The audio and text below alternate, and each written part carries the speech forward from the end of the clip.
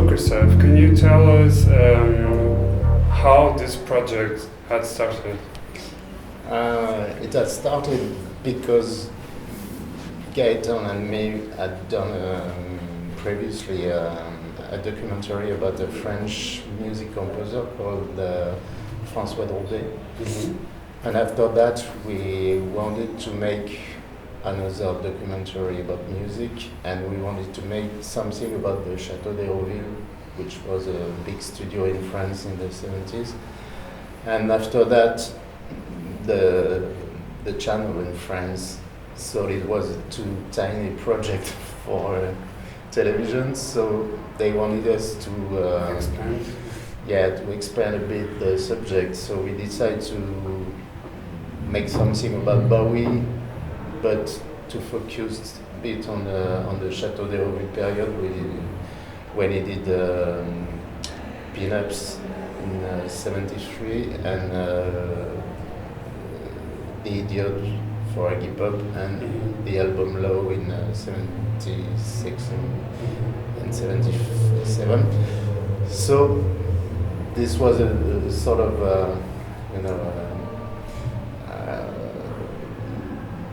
a two-in-one project in some way. Actually, you are answering already the second question, because I was interested to ask you, at some point after the Bowie's death and the whole projects that came abroad after, like films, documentary research, I mean, how your project can be different and can be unique, like a new point of view. Yeah, but we decided to make this documentary before Bowie's death. Okay.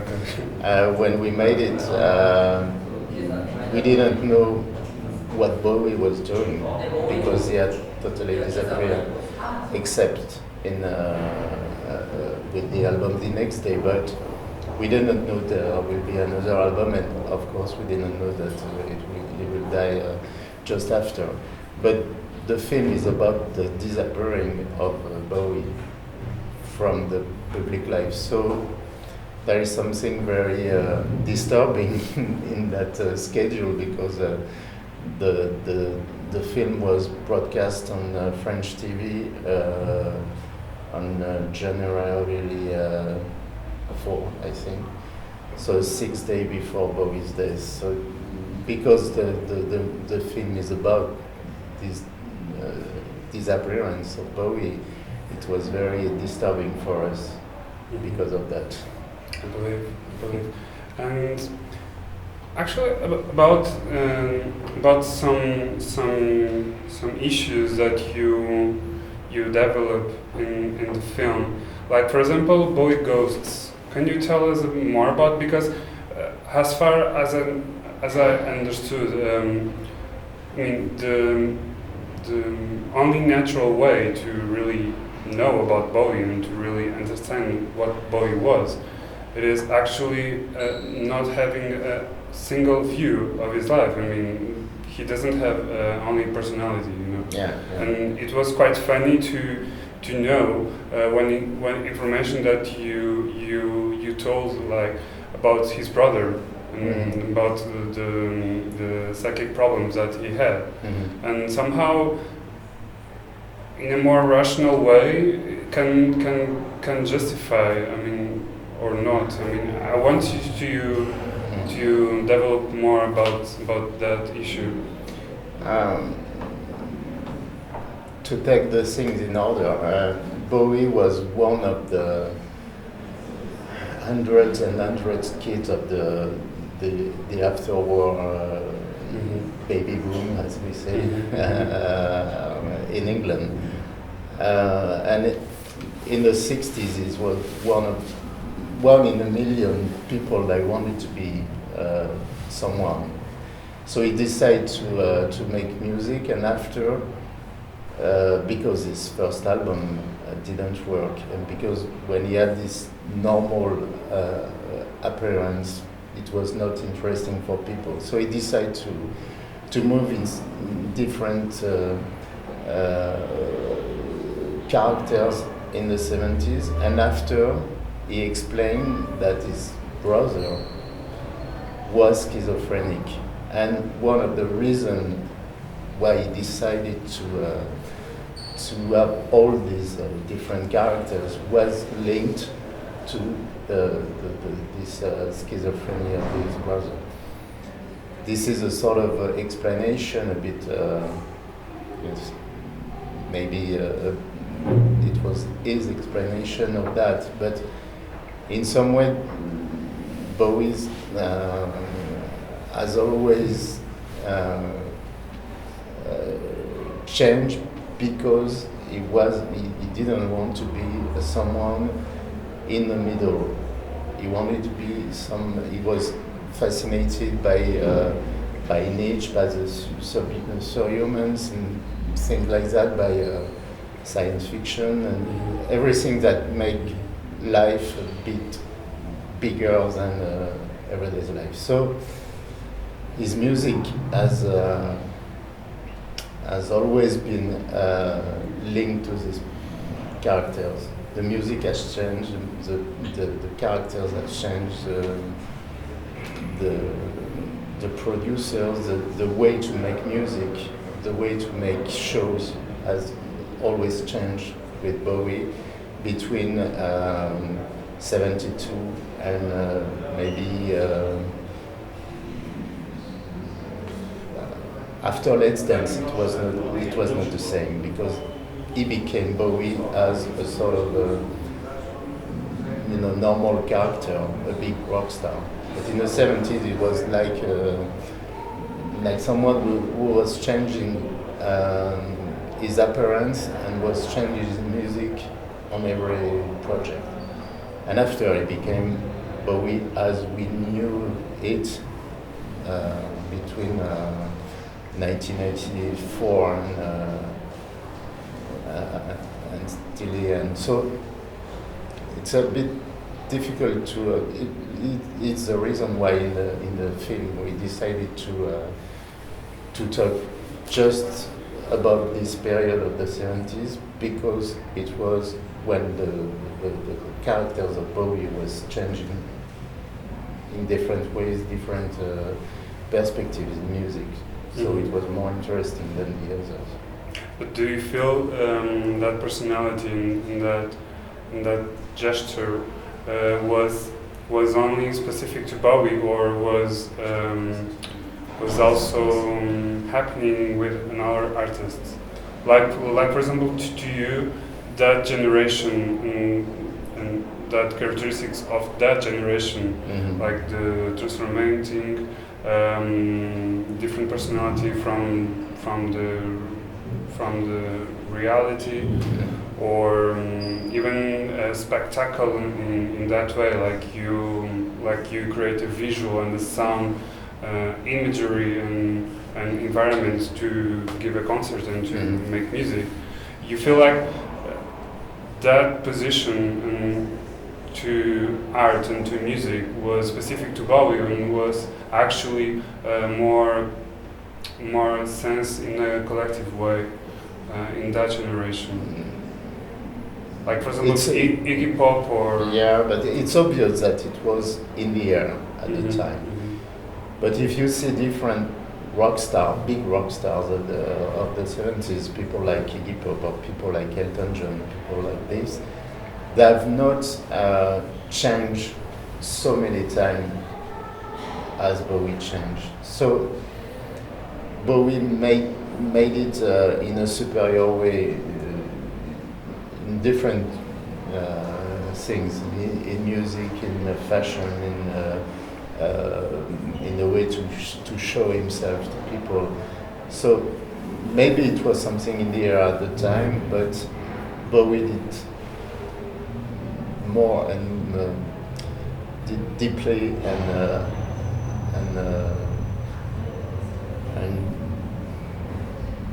very differently than other people. And now about the film. I wanted to ask you, how did you come up with the narrative structure you present? because we had not many time to make it. To be honest, we just did it in maybe 4 months. So we wanted to make 4 months for the production and Yeah. post-production? Yeah. Or, oh, wow. only 5 days of shooting and 4 weeks of editing. So it was a very quick project. When we were doing the editing, I was writing the comment and Gaëtan was doing the editing. Because we had a quite good budget for the archives, so we had many different things, interviews and things about the past of Bowie. So we wanted to make something very. We wanted to discover to discover as the people would discover the film. Ourselves, we didn't have a very clear view of the film at the end. So we decided to make it step by step, with this idea to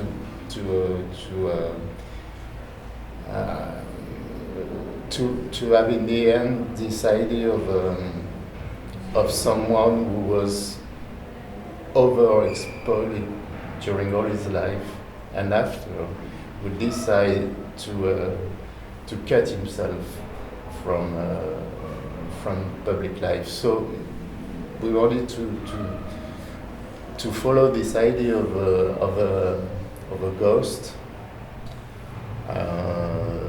which is a sort of poetic view of the disappearance, and to cross it with the story of Hérouville, who was a very special place in France full of ghost stories, and we wanted to mix that two different stories. Mm-hmm. But it was not something very